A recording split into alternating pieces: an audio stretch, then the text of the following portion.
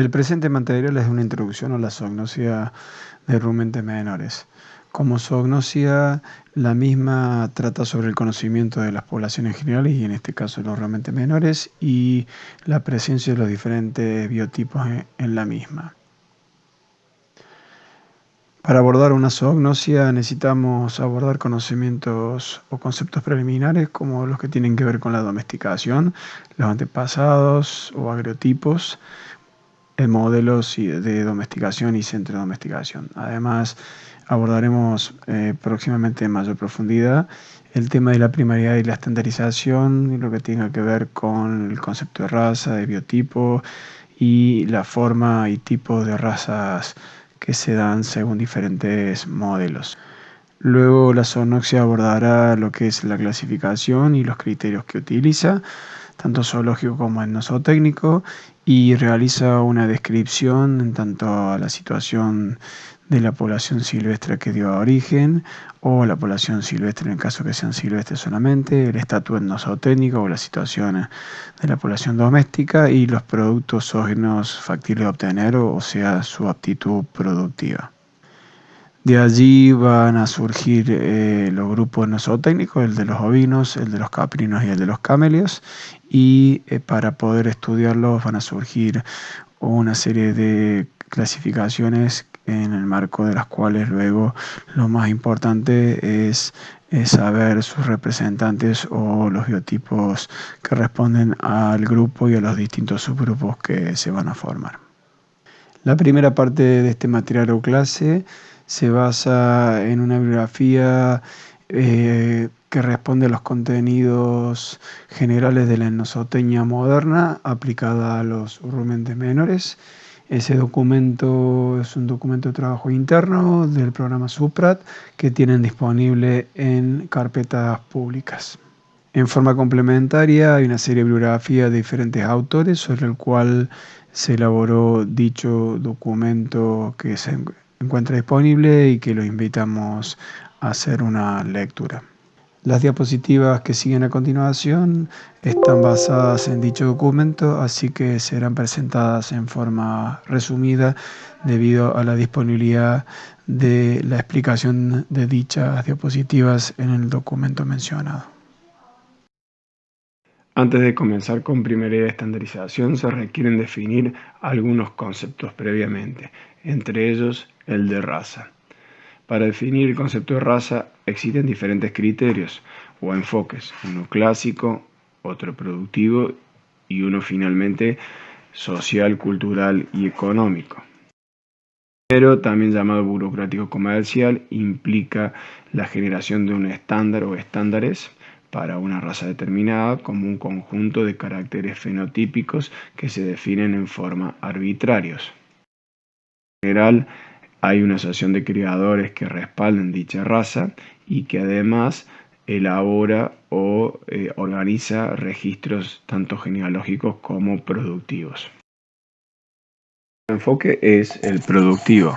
Dicho enfoque hace referencia a la subdivisión dentro de una determinada especie doméstica, donde mediante el aislamiento reproductivo, es decir, se deciden quiénes se aparean con quién, esos individuos comparten y heredan características.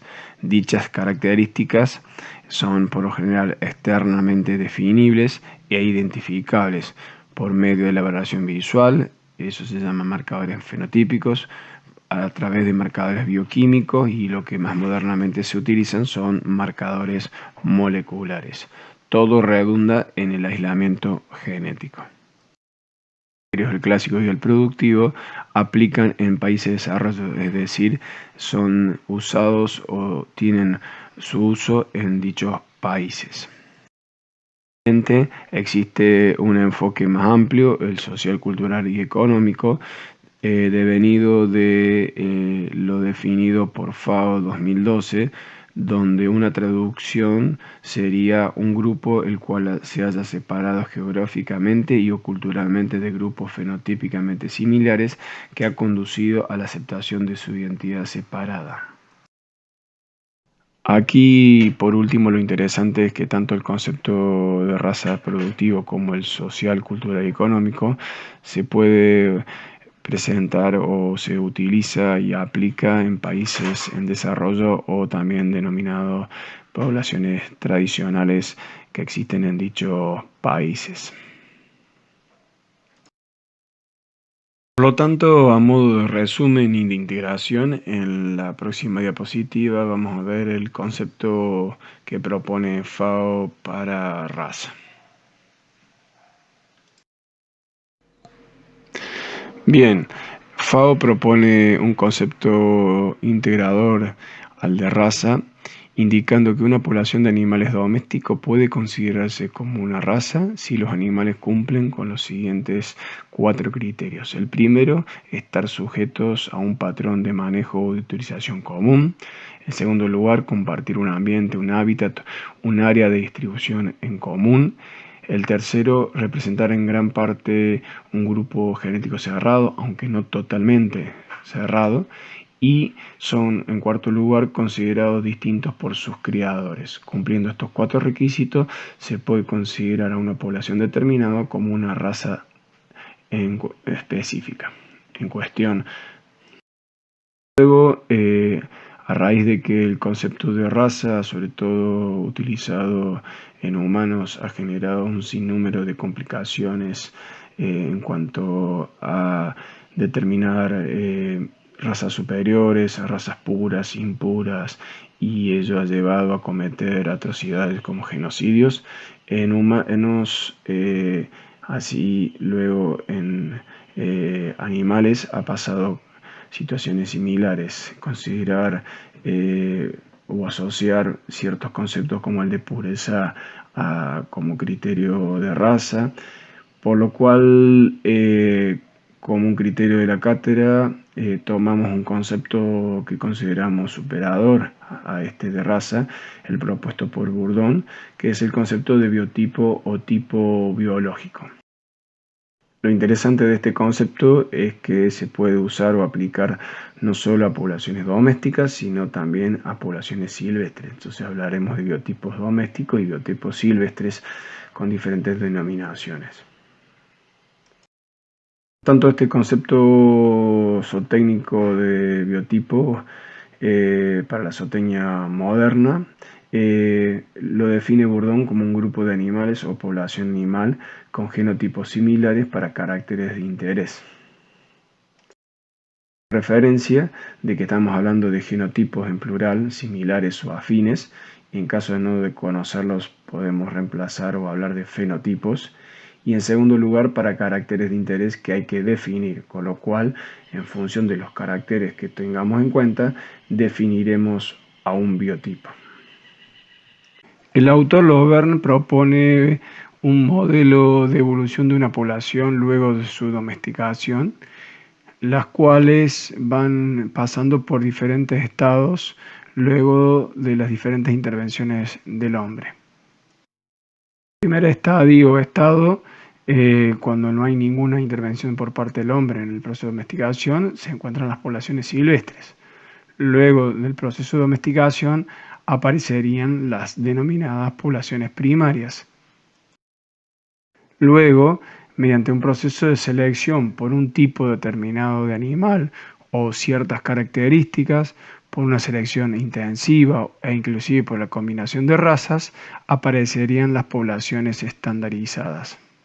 Luego, una población estandarizada por apareamiento de individuos al azar o en forma deliberada puede dar origen a nuevamente una población primaria, y esta a su vez también puede dar origen a una población silvestre por un proceso de recuperación de ese estadio al recuperar su comportamiento linfático o agresivo que tiene típicamente una población silvestre. Es el proceso de acimarronamiento. En las próximas 3 diapositivas se va a tomar a la población ovina, a la caprina y a la camélida y se va a explicar en forma ilustrativa cómo es este proceso mencionado de paso de una población silvestre a primaria y de ahí a una población estandarizada. En estas ilustraciones se va a tener en cuenta sobre todo un carácter en particular, que es el color del pelaje o el fenotipo de color. O sea, en qué medida los animales a nivel de su región topográfica va distribuyéndose la pigmentación de negro a colorado, o en algunos casos va apareciendo islas o manchas despigmentadas. Entonces, en el caso de la población ovina, e independientemente de cuál fue la población silvestre que la dio a origen, se puede observar en la misma cómo el color del pelaje es uniforme en esa población silvestre. Luego de la domesticación, en las poblaciones primarias, lo que se caracteriza es por una variabilidad, en este caso de este carácter del fenotipo de color o color de pelaje, observándose animales negros, animales colorados y sus variantes, y diferentes tipos de animales despigmentados, desde animales sin pigmentación a animales totalmente pigmentados y pasando por animales manchados. A continuación, el proceso de estandarización, y tomando en cuenta solo este carácter en la ilustración, se puede observar cómo todos los animales obedecen o pertenecen a una situación. Luego, después del proceso de estandarización, se puede observar cómo cualquiera de las dos poblaciones ilustradas, todas uniformemente responden a un color de pelaje donde domina la mancha totalmente blanca o totalmente extendida. O sea, el animal es desprovisto totalmente de pigmentación y en todos los individuos. En el caso de la población caprina observamos el mismo fenómeno de manera ilustrativa, una población silvestre homogénea en cuanto a su fenotipo pelaje de color, luego poblaciones primarias, a izquierda inclusive de poca cobertura y a derecha de importante cobertura, pero de pelaje en cuanto a pigmentación y despigmentación muy variable. Y finalmente dos poblaciones estandarizadas, a izquierda sin cobertura y a derecha con cobertura. Más adelante aprenderemos a qué biotipos hacemos referencia.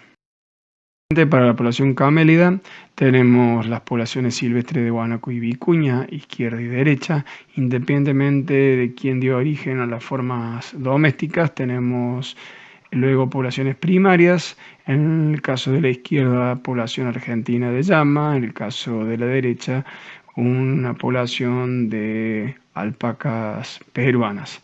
A continuación se inicia un proceso de estandarización que en muchos casos es incipiente, y tenemos poblaciones a izquierda, una población de llama, donde se observa casi totalmente los animales despigmentados. En algunos casos sobrevive en la cara una parte pigmentada, y luego en el centro y a la derecha dos poblaciones de alpaca de diferentes características en cuanto a cobertura, pero totalmente blancas.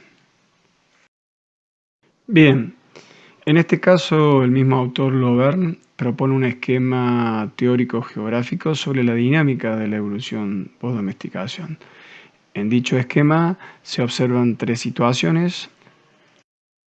La primera responde a la de una población primaria, donde se observa un océano primario, donde toda la elipse representa ese océano primario de manera uniforme o sólidamente primaria.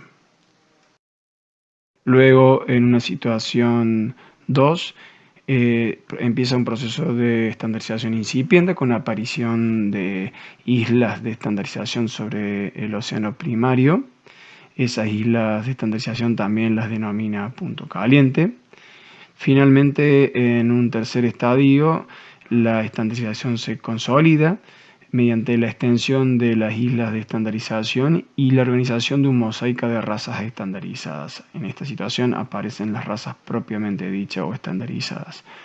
En algunos casos, las elipses de diferentes colores indican que en algunas poblaciones o en algunas razas o biotipos sobreviven pequeños relictos de primariedad o lagunas o grupos de animales que conservan un cierto grado de primariedad.